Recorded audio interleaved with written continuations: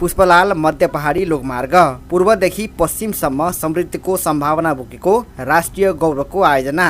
दर्शकबिन नमस्कार, तपाईहरू यदि मलाई हेर्दै हुनुहुन्छ खबर संवाद, यदि हाम्रो च्यानललाई अहिलेसम्म पनि सब्स्क्राइब गर्नुभएको छैन भने कृपया सब्स्क्राइब गर्नुहोला र सँगै रहेको बेल आइकनलाई पनि क्लिक गर्न नभुल्नुहोला भन्दै लागौं आजको भिडियो सामग्रीतर्फ। पुष्पलाल मध्य पहाडी लोकमार्ग, जसलाई मिड हिल हाइवे पनि भनिन्छ, नेपाल सरकारको राष्ट्रिय गौरवको आयोजना हो।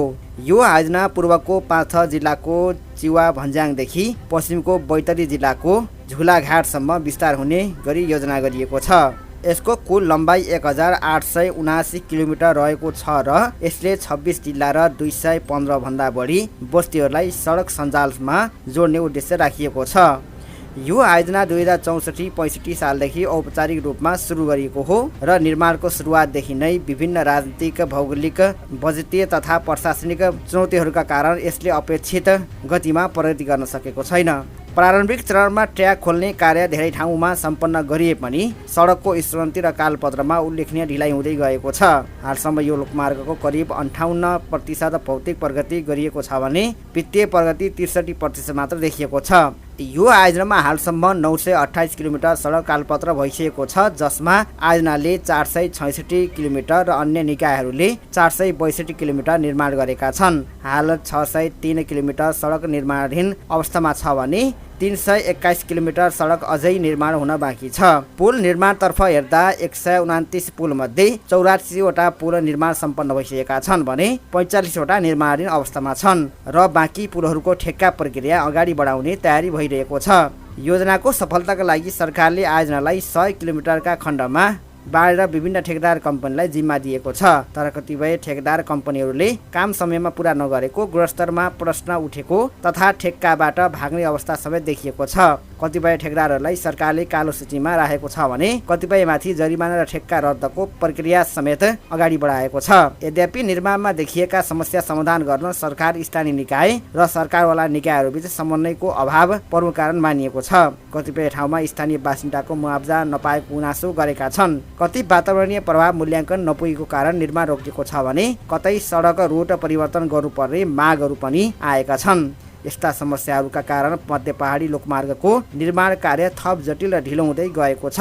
उदाहरणका लागि लमजुङको सुन्दर बजार क्षेत्रमा स्थानीयको मुआवजा माग तथा सडक ट्र्याक सर्ने मागका कारण निर्माण रोकिएको छ।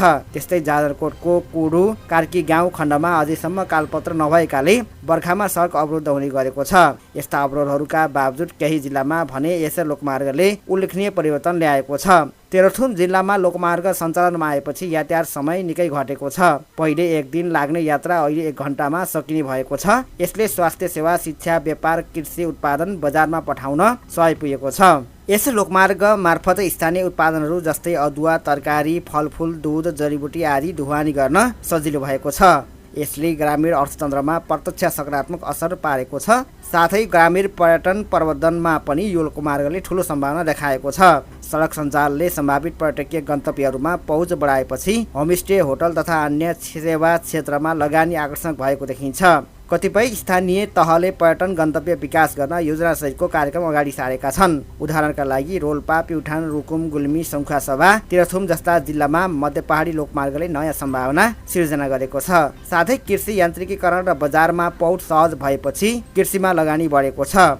कृषकले उत्पादन बेच्न सहज अनुभव गरेपछि व्यावसायिक कृषि विस्तार भएको छ। मकै, कोदो, अदुवा, अम्बा, सुन्तला, तरकारी, तरुल, आलु जस्ता उत्पादनहरू बाहिरी बजारमा पुग्न थालेका छन्। लोकमार्ग नजिक रहेका विद्यालय, स्वास्थ्य सङ्घ संस्था, सरकारी कार्यालयमा सेवा उपयोग गर्न सहजता बढेको छ।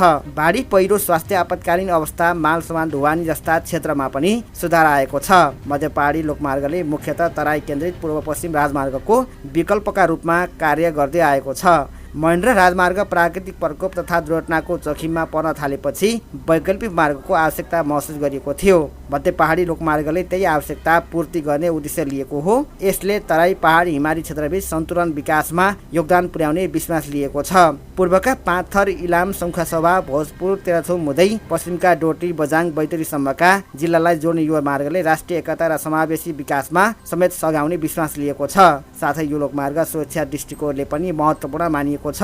सशस्त्र द्वन्द्वकालमा दुर्गम पहाडी भेगमा सैनिक गतिविधि गर्न कठिन भएको अनुभवले वैकल्पिक सडक आवश्यक रहेको प्रमाणित गरेको थियो। यही आधारमा यो आयोजनालाई राष्ट्रिय गौरवको आयोजनामा घोषणा गरिएको थियो। आयोजनाको सम्पूर्ण सफलताका लागि वातावरणीय सन्तुलन, सामाजिक समावेशिता, पारदर्शिता, स्थानीय सहभागिता र प्राविधिक गुणस्तरका पक्षहरूलाई ध्यान दिनुपर्छ।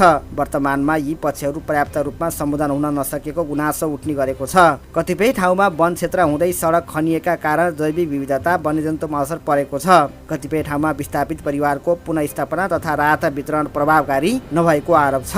यस्ता पक्षहरू व्यवस्थित गर्न नसके भविष्यमा वातावरणीय क्षति र सामाजिक असन्तुष्टि बढ्न सक्छ।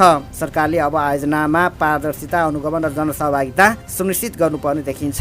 मध्य पहाडी लोकमार्ग निर्माण कार्यको गतिको लागि वार्षिक बजेट सुनिश्चित गर्नुपर्ने आवश्यकता छ। हरेक वर्ष बजेट थोरै मात्रामा छुट्याइने र समयमै खर्च गर्न नसकिँदा काममा ढिलाइ हुने गरेको छ। यस्तो अवस्थालाई रोक्नका लागि परियोजना व्यवस्थापनमा दक्ष जनशक्ति, प्रविधि योजना कार्यान्वयनमा क्षमता वृद्धि गर्नुपर्ने देखिन्छ। यदि अबका वर्षहरूमा राजनीतिक इच्छाशक्ति, प्रशासनिक प्रतिबद्धता, जनताको विश्वास र स्थानीय तहको सहकार्य सुनिश्चित गर्न सकियो भने यो आयोजना नेपाली पूर्वाधार विकासको ऐतिहासिक उपलब्धिको रूपमा स्थापित हुन सक्छ।